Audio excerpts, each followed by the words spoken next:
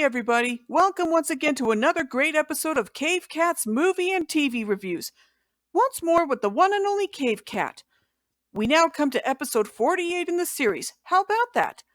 With today's episode, we go back to 1990, at the time when Hanna-Barbera had decided to do their own take on Miguel Cervantes' classic novel Don Quixote, but with the main characters of said story depicted as funny animals, much like a lot of Hanna-Barbera's output.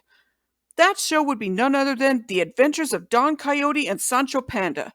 For those who don't know, Don Coyote and Sancho Panda was an animated series that aired in syndicated television in America in association with the Italian company RAI, airing as a part of Hanna-Barbera's television block The Fantastic World of Hanna-Barbera. To give the summary of the show as a whole, it basically follows the plot and formula of Cervantes' original novel, with Don believing himself to be a brave and noble knight who makes it his duty to do any kind of good deed and help people that he comes across. Though in actuality, he's kind of a mental nutcase and not quite right in the head, much like in the original story, with Sancho serving as the voice of reason and trying to set Don straight, often to no success. To think that this version of Don Quixote was released 5 years before the Wishbone version, and especially 16 years before the VeggieTales version. Though it's no surprise that the story has been retold so many times throughout the years before Hanna-Barbera got their hands on the story. And as for the characters, Don Quixote is the heroic yet misguided knight who always tries to do what's right, but it's actually very clear that he doesn't know what he's doing. Sancho Panda is the loyal yet long-suffering sidekick to Don, trying to reason with Don and keep him out of trouble, but is often unsuccessful in doing so. And as for Don and Sancho's steeds, we have Rocinante, Don's horse, who he is always mispronouncing the name of, and Dapple, Sancho's donkey, who's basically kind of like Eeyore from the Winnie the Pooh franchise. The two are kind of like Woofer and Whimper from Clue Club, another Hanna-Barbera show, being that they always talk to each other, often to quip about whatever harebrained situation Don Quixote is about to get himself into. However, at least Rocinante is a bit more intelligent and competent than Woofer is, but the comparison still stands in my opinion.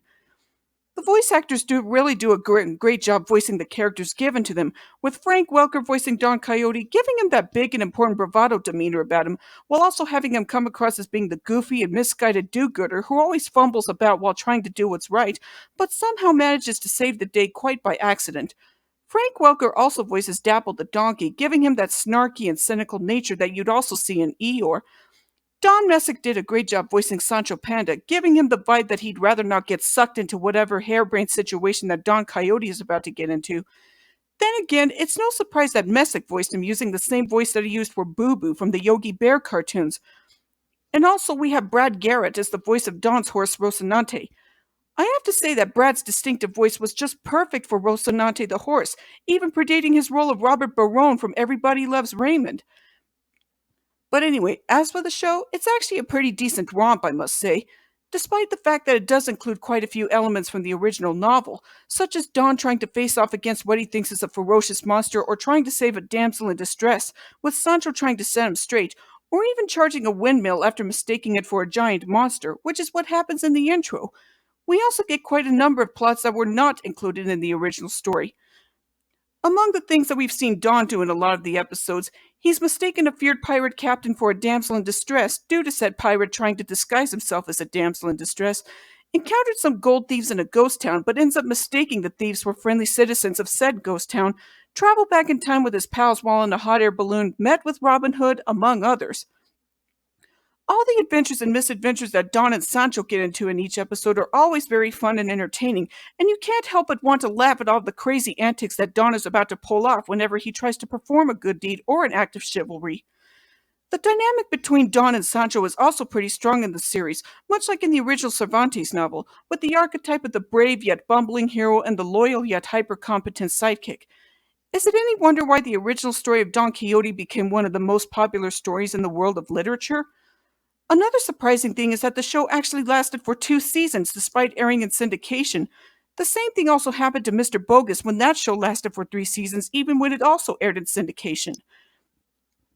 However, despite the fact that the show does do its best to capture the feel of the original novel, some parts of it may seem a bit slow and start to meander a bit at times. However, at least it's not as bad as the 3rd season of Adventures from the Book of Virtues, when that season would end up meandering about and retelling old stories, and especially its reusing of previous virtues from the previous 2 seasons.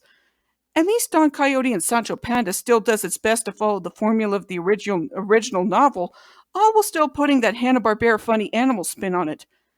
After all, after Hanna-Barbera was able to make animated film adaptations of such novels as Charlotte's Web and even Heidi, it's a no-brainer that they would make an animated series based on Don Quixote, with the main characters as funny animals, all for the purpose of turning the main characters into the animals that fit the pun nature of their names.